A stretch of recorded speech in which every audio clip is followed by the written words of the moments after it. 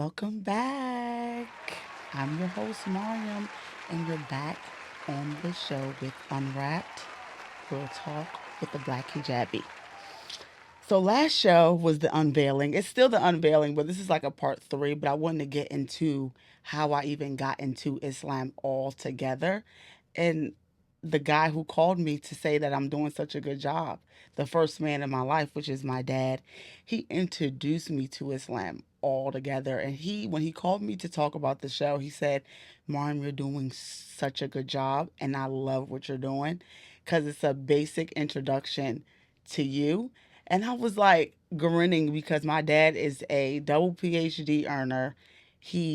I look up to this man. He came to this country at the age of 15. No mom, no dad, in the middle of Newark, New Jersey, and literally like changed so many people's lives. So for him to be proud of me was the highlight. But he did also say, well, Mario, you need to get educated. And I said, well, Dad, this is not the show. I'm not, I, and I want everybody to know that as well. Like, I'm not here to tell you guys to wear the hijab. I'm telling you my perspective and how the hijab has changed my life in this series. It's going to be a four-part series, and this is the third part. So anyway, yeah, my dad, he told me to get knowledgeable, and I told him, yeah, this is not the show for that. This is a show where I'm going to talk about my perspective, and either y'all are with it or you guys are not, and it's fine. But I definitely want you guys to subscribe to Unwrap Real Talk. I want you guys to follow the TikTok, the IG as well, and follow the journey if you want. If you don't, it's okay. But yeah, this is not the show where I'm going to be saying, well, this broke down in Surah Al-Nur. This broke down into Surah Al-Yasin. This broke down into... No, I'm not giving you guys that. Not at all. So yeah, my dad introduction to Islam. My dad never forced any of my sisters, all of us, none of us, to wear the hijab. He literally left it up to us. Like when I would see people in like high school, middle school, elementary school, because supposedly, quote unquote, I don't know for sure, don't quote me on this, but at the age of 7 or when you hit puberty, you are supposed to wear the hijab, right? And I would see a lot of younger girls like in school, whether, passing, and they would wear the hijab. And my dad, when I remember asking, like, do we have to wear it? He was like, well, it's your choice. If you decide to wear it, it's your choice. And my dad is the most learned person that I know. He knows the Quran, memorized the Quran from front to back, and he never forced us. He let us go on our own journey because I think he had his own journey, and I definitely want to bring him on the show one day if he ever want to like get on and explain his story. But I can only say from my perspective and what he has told me. Like when he came here, starting he went to East Side High in East Orange, New Jersey, and then eventually end up going to Newark, New Jersey. And if you know, Newark, New Jersey has one of the highest population of black Muslims on the East Coast. Shout out to Newark, New Jersey. Yay! Shout out to Newark, New Jersey. But yeah, like he literally got his start there. So he was around, like he got to meet Malcolm X. He was around the Black Panther Party as well. Like he was in the early 70s and eventually end up finding himself in the US Navy. But when he was in Newark, he really said like that's why his PhD's in African American studies. And he dwelled so deep into African American culture, and he always instilled in us like you're black. Like he always like, and I know it's almost like he gave us so much of a sense of like black pride. Like he would always say, well, Marm, you guys are freeborns. You could do whatever you want to do, right? But you also have to be aware. So he always made us so aware of our surroundings, but at the same time, never having to dim your light. Always show who you are without even almost speaking. Your energy will speak for itself. And that's who he is. Like when he walks into a room, he is the type of man because Allah White, I'm so grateful that Allah has kept him this long because he's 71 years old, 10 children. But he has taught me so much that it's about your energy when you walk into a room. Um, he wore a suit from the time, like as long as I could remember, he would wear a suit, like to work, for events. The most he would at leisure wear that he would wear is a linen suit, but it was always a suit. And he taught us about Islam in a way where um, it's in your actions, and it's not everything is what you like, what you wear, but it's how you treat people. My dad is the type that, like, if children come around him, you're leaving him with $20 to $100. Like, you're gonna get money out of my dad. My dad is going to make sure that he's gonna leave you with something. If you also taught me to always be a like always give, like, and I realized that that was a gift from Allah subhanahu wa ta'ala, because not everybody is a giver. He taught me that when you give, it's a gift that Allah gives you, and that you may be blind to it, because everybody is not that. Everybody doesn't have that ability to give, because when you give, you receive, and that's a gift. And we can get blind to it because people may take advantage of our giving, and you're like, you know what, no, I'm not giving to nobody. But it's not in that situation where in the situation where you feel like you're giving a lot, don't change who you are to like don't change who you are, but change who you are to those people, and move on to the next people, and continue to show your light, because you're eventually going to find your tribe of people. And not only that, you do it for the people, because you don't do it for people, you do it for the sake of Allah. You give for the sake of Allah, because you know Allah subhanahu wa ta'ala is the one who's going to give you the reward, you know. But I realized that it was a gift. So when my dad would go, we will go to because he was in the U.S. Navy, so we'll go on base, and the people that would bag our groceries, he would always give them money, like 20 or better. Like, he's not, and this is in early 2000s, where $20 can give you, the way inflation is set up now, it's $20 is not getting you much. But back then, you're getting a gallon of milk, you're getting your bread, you might can get a pack of ground beef, you might can get, it's gonna take you far. So yeah, when I would see him be such a giver, and also my mom is a giver as well, when I'm gonna get into her later, but I'm talking about my dad now because he was the first introduction to Islam to me. But yeah, he would always be a giver, and he would show me. This was before we were even learning how to pray, or he taught us how to pray before I even went to Islamic school. My dad would show little things like that, where it was like, Islam is not just praying, it's in your character, you know. And he showed us that very early, me and my brothers, that like it's a it's not, oh yeah, I pray 5 times a day.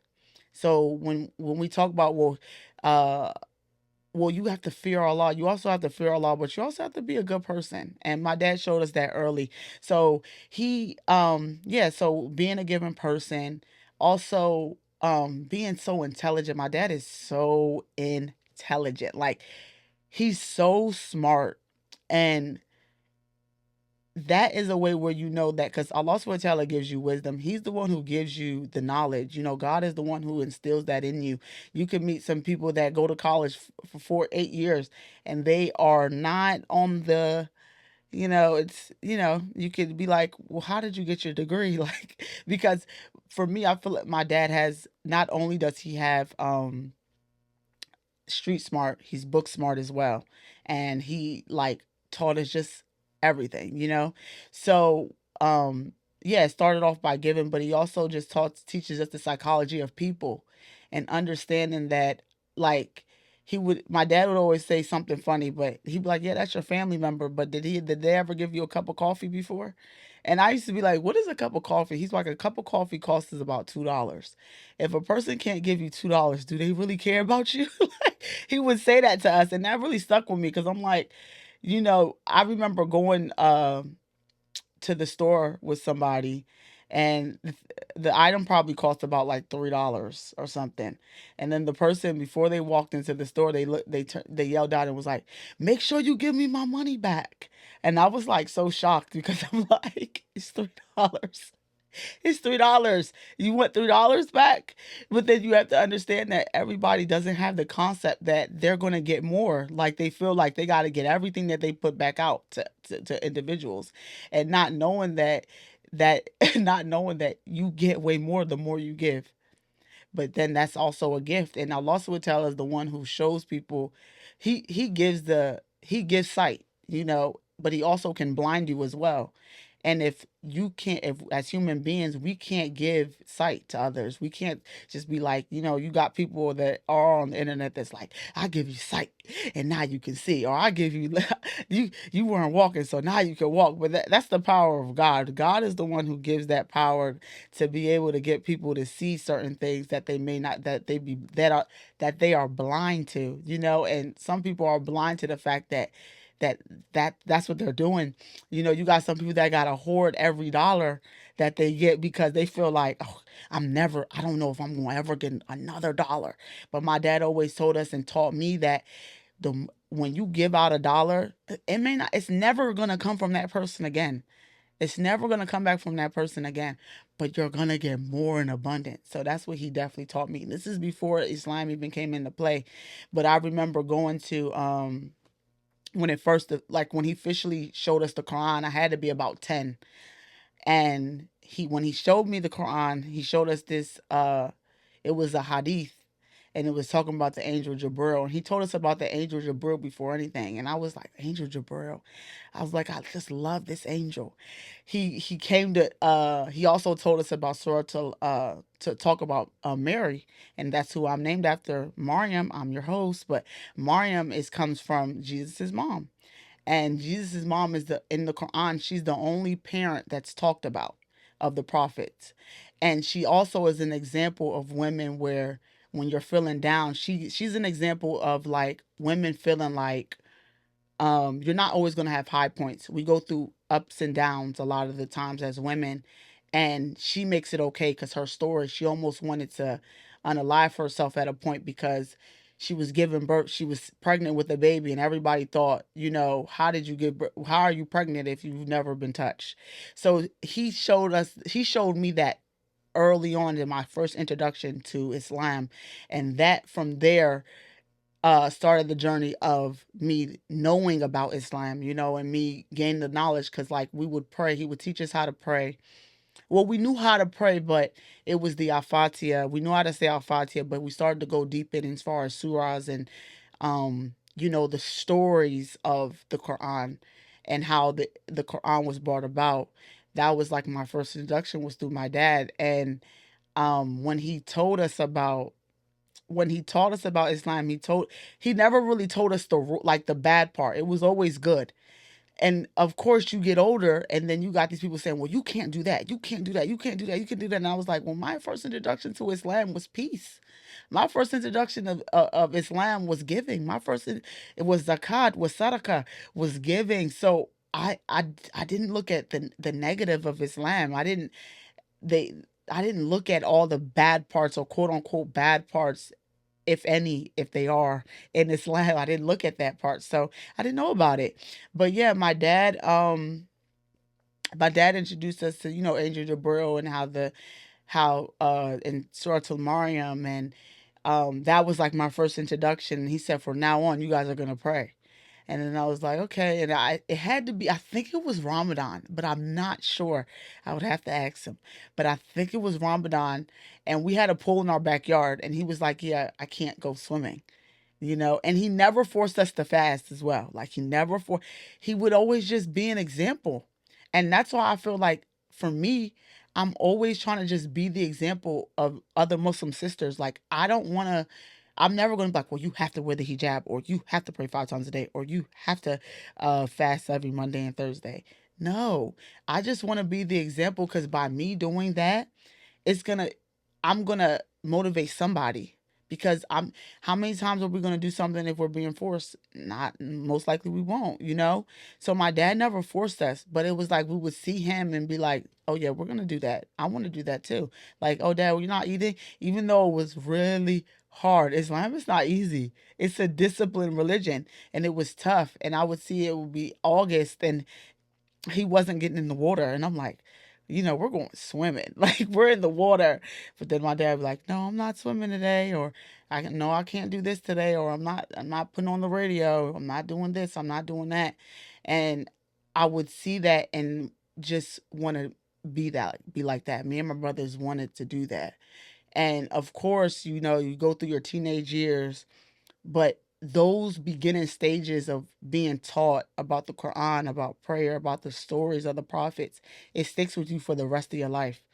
And like as teenagers, you may fall short, like because I definitely fell short as a teenager and still didn't wear hijab, partying, doing all types of Rari lifestyle, but it was always in the back of my mind, Islam. And so things went left, like I remember getting a back to back to back to back car accidents. It was like the moment I got my license, I was getting into car accidents left and right, and it didn't stop. And I was like, okay, I gotta pray. Like anything that was just abnormal to me, like I was like, okay, yeah, this is a sign. I gotta go pray. And it wasn't consistent. Like I wasn't a consistent. I never was consistent with my prayers as a teenager. Like it's not until I got like a full on adult and I was like, oh yeah, this is he's not telling us to pray. The Quran, it's not put for us to pray just for like just because. Like it's because like in every second, in every part of the day, you may come across an issue. And it's not prayer's gonna stop the issues. It's almost like a prescription to help with the issues that you deal with. You're not going to probably get too much overwhelmed. You know, it's not going to be so overwhelming that you can't handle the situation due to the fact that you're praying 5 times a day. It's going to be a time where you might come across where, you know, you may have coworkers in the job. Like I would deal with cowork like the worst coworkers. Like, but that was because I wasn't ever meant to be in a working place. That was just my situation. But I would deal with the worst of the worst sometimes. And I would be like, you know what? I gotta go pray.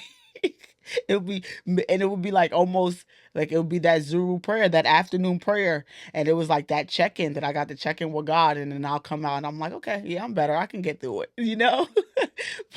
but it's almost like a remedy, and things were put in place because of that. So I'm grateful that my dad was there to start that foundation for me, so that eventually I was gonna get full on my deen. Not everybody gets to this point, but if you start early with the children, the early intervention, eventually they're gonna get older and they're gonna be like, oh yeah, like I definitely need to pray. Oh, I definitely need to fast this Ramadan. Oh, I definitely need to fast Mondays and Thursdays for the Sunnah. And it begins this journey for you where you like, okay, yeah, I know what they were doing, because if they needed it and my dad is super successful and he needs prayer, you know that it's not you as an individual that gives your success. It's God that gives you your success. It's God that gives you that patience. He gives you that the ability to keep going. It's never us that do it. Although you got some people that I feel like they do. You come across some individuals that are like, oh yeah, I worked hard for this and I did this on my own and I put in the work and I'm like, nah, you got favor over yourself and God's giving you favor because maybe you're doing it.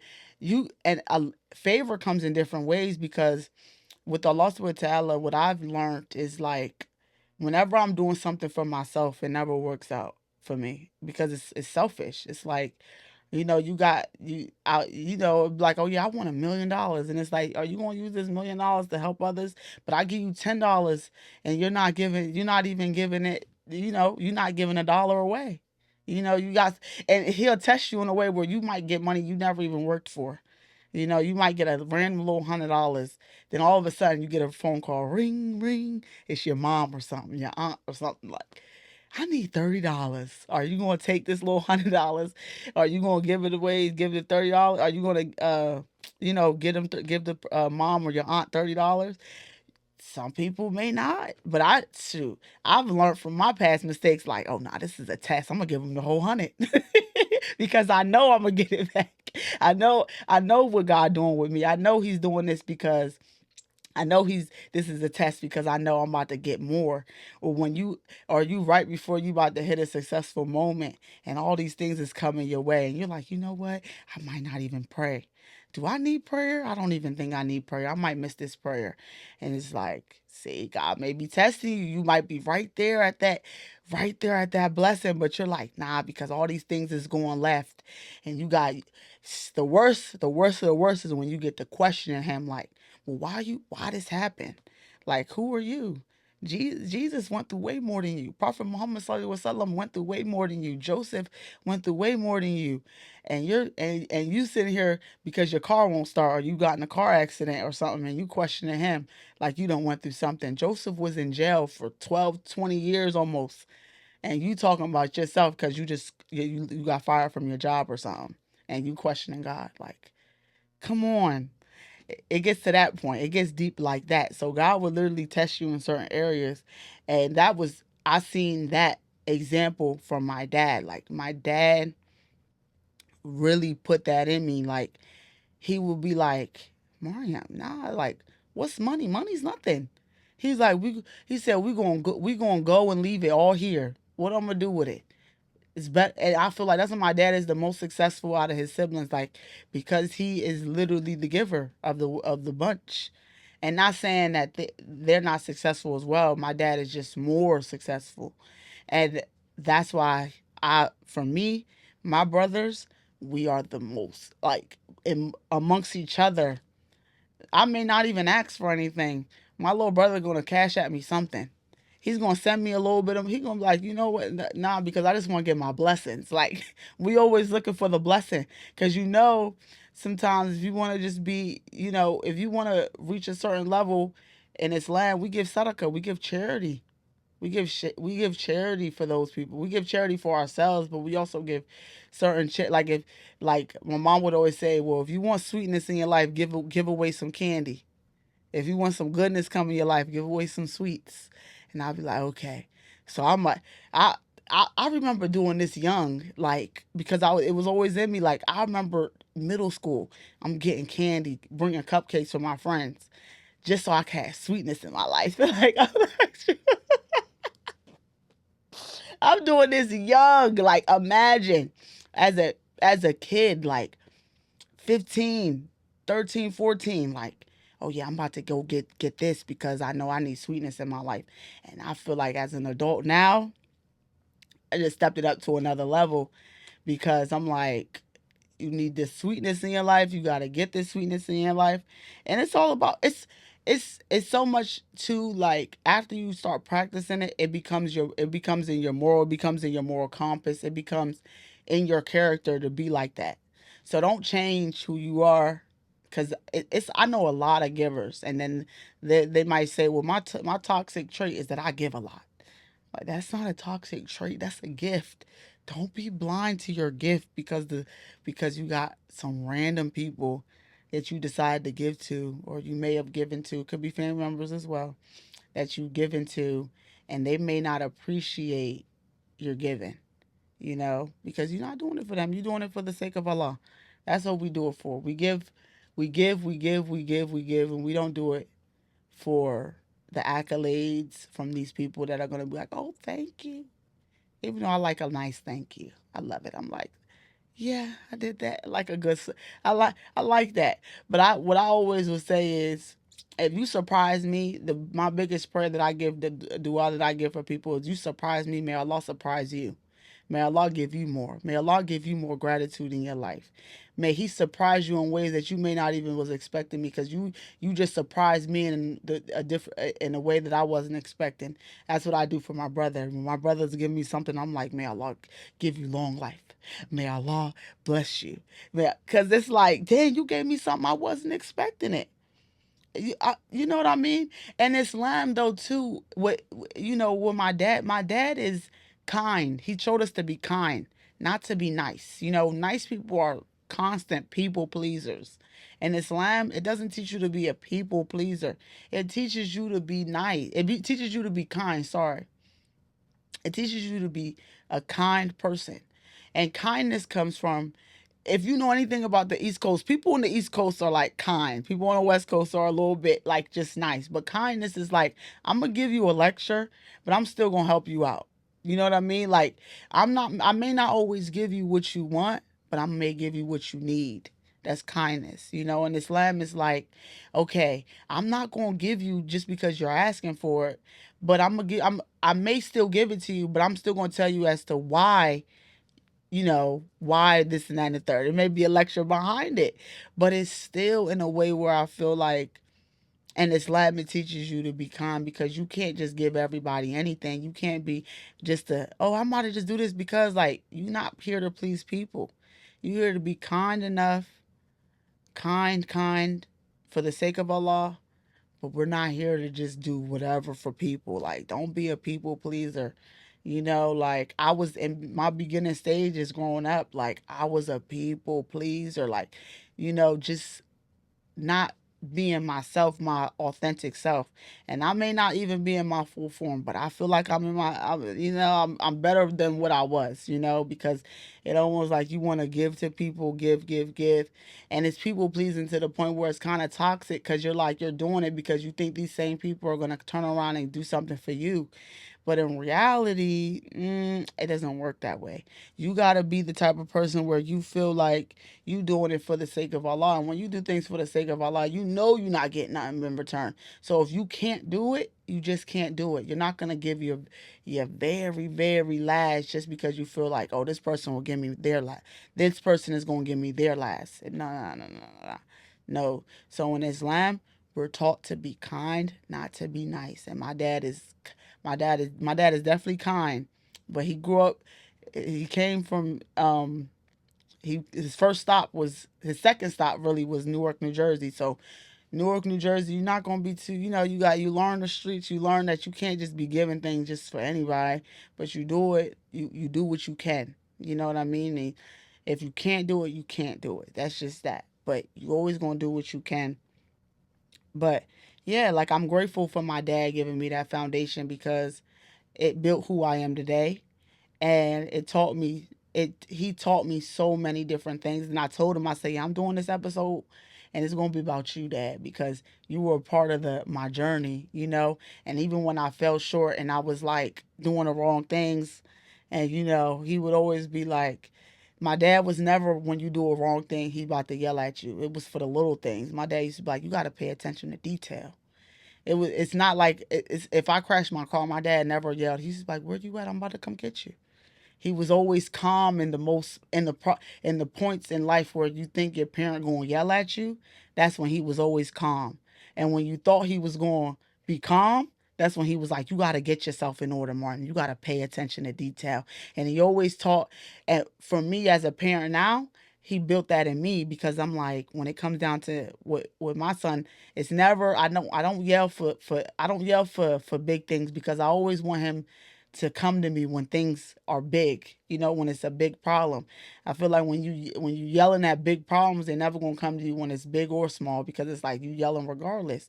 So he taught me that in my own parenting and my own as adulthood, like, when things are going, that's when you should be the calmest because Allah's with you. You're good. Like, you still got your life. You still are able to do things. And I definitely wanted to touch bases a little bit on them two sisters in the Rajun. Those two sisters that drowned in Coney Island. They drowned in Coney Island, and the sister literally got on the mic and said, "My sisters don't need your tears. They need your dua." At that very moment, I was like, I've been talking about moments that stick out to me because that's another part that I'm going to talk about in the next part of just like how I actually put on the hijab and then I took it off. So it we all gonna have points where our iman is low. I'm not claiming to be like, cause my dad showed me Quran and I'm where I am now. I'm gonna always, nah. My iman gets low sometimes, and I definitely feel um like a human. We get nervous because we get, to make us feel like we are alive because we are human beings. you gotta feel like a human being at the end of the day. So I definitely have my moments where my iman is low, and I gotta get in order, and I gotta get myself back in order, and but at least I'm able to get myself back in order. I know it takes a while to get to this point, but once you're here, you're here. Islam is not an easy religion. It's not easy. It's definitely tough. Wearing hijab is tough. It's tough because it's a full on thing to look modest at the same time. Cause me, I know y'all may not prioritize this, but I like to be fly with my hijab. We wear it for the sake of Allah, but He also says present your best. Present your best self. You don't want to be just looking, smelling, looking. No, you want to look good. And I prioritize looking good with the hijab. I don't want to be. I I want to be a motivation to the sister. It's the sister out here that may not think that she can wear the hijab, but baby, you could wear it and look good with it and be fly with it. Cause guess what? It's a lot of us out here being fly with it. It's a lot. And I want to say I appreciate all my supporters now early that you guys are supporting. You guys have subscribed. You guys have followed the Instagram page.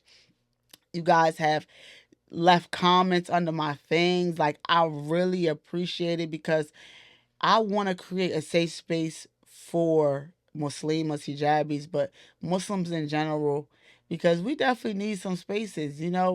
I see a lot of podcasts, and I don't want to be like any other podcast. I want to be Unwrap Real Talk with a Black Hijabi.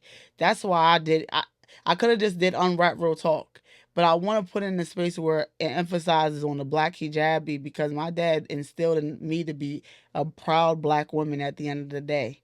Like, the first thing you're gonna see when you look at me is that. So I wanted to instill that in others and other women, other sisters, that we have we got a little lane to ourselves. And I'm not trying to separate or divide Muslim sisters, because that's not what I want to do. But we have our own way of doing things, because everybody got culture. We got our own culture. You know what I mean? We got our own little walks, our own little swag of doing things. And that's okay. It's not a division, it's just a way. It's just the way, And we also not here to pass judgment on no other Muslim sister if she doesn't want to wear hijab. We're also not here to pass judgment on any sister that may got her hair showing a little bit or may swoop her edges a little bit. We're not here to do that. We're here to talk about those things. We're here to talk about how, especially for me, I wore the hijab and then I took it back off and then I wore it again.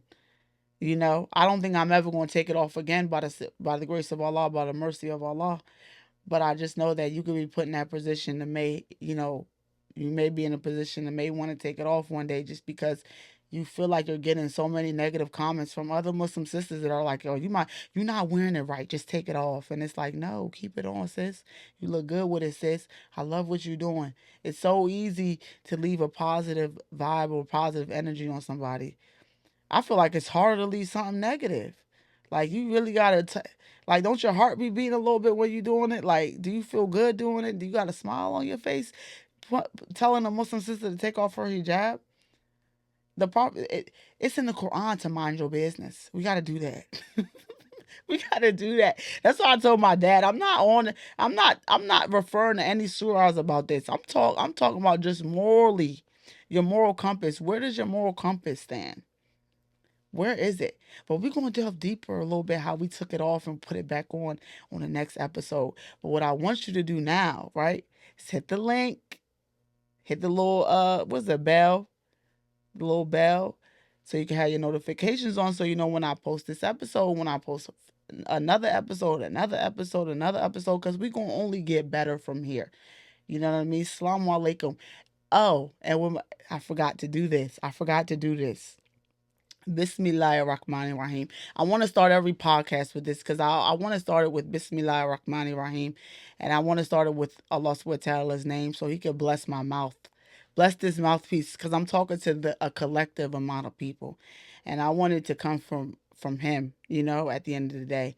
So yeah, hit the link at the bottom. I also want you to like, subscribe, leave a comment, follow me on Instagram, follow me on TikTok. It's easy. It's free.